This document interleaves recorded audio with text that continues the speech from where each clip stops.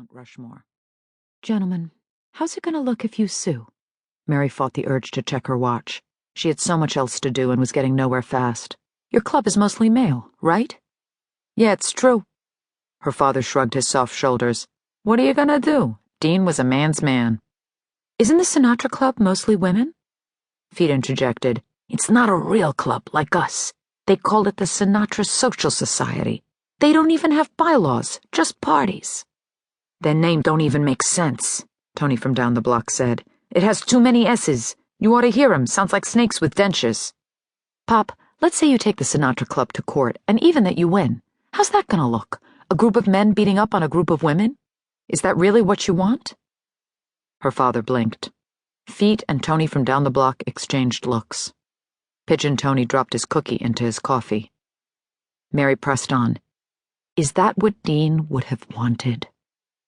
"No, he wouldn't want that," her father said after a minute. "But we don't like people insulting Dean," Feet said. "Plus, we gotta set the record straight," said Tony from down the block. And Mary got an idea.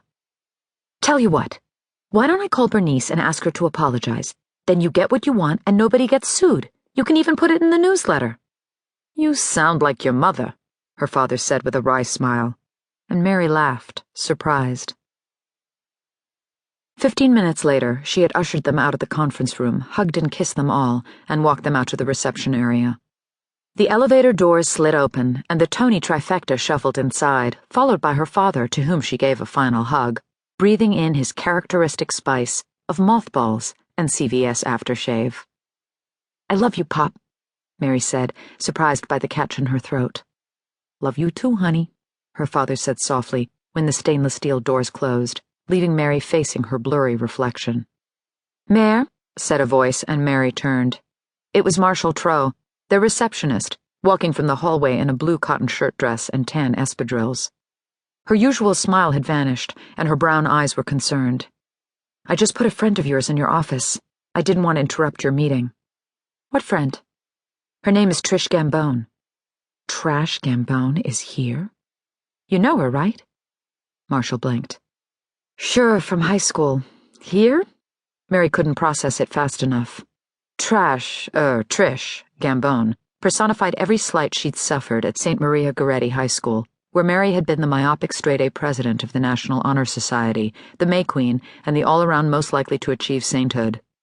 During the same 4 years, Trish Gambone had flunked religion, chain-smoked her way through Spanish 1 twice, and reigned as the quintessential mean girl. "She said she had to see you and it was confidential. She was beside herself." "Upset?" "She was crying." "Really?" Mary felt her heartbeat speed up. "I wouldn't have taken her into your office, but I couldn't leave her here, hysterical." "No, sure, you did the right thing." Marshall handed her a thick stack of phone messages. "These are for you.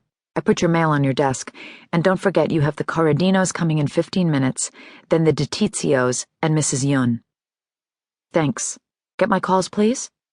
Mary hurried from the well-appointed reception area, past the gold-plated Rosato Associates sign, and hustled down the hallway, where her best friend Judy Carrier called out from her office.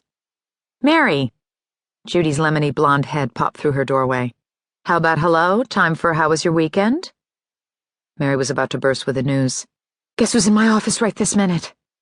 "Who?" "Trash Gambone." "That bitch?" Judy's eyes flew open. "She's here?" "In the flesh." Mary appreciated that Judy reacted with the appropriate hate, even though she'd never met Trash. Only a true girlfriend would hate someone on your say-so. In fact, that's what girlfriends were for. "What does she want?" "I have no idea. Marshall said she was crying." "Goody," Judy clapped. "Maybe she's in trouble with the law?" "We can only hope." Mary almost cheered, then caught herself. "Wait, I feel guilty." "Why? She deserves it." "I thought I was nicer than this, but I'm not. I can't believe Trash needs my help. What should I do?" "I smell payback." But deep inside, all Mary smelled was nervous. Trish and the mean girls had bullied her during lunch, assembly, and mass, anywhere you could make someone feel smaller, uglier, and more myopic than she felt already. Was she the only person who had post-traumatic stress syndrome from high school? Mary hurried down the hall, passing Benny Rosato's office, which was empty. She was glad that Benny had a jury trial this week.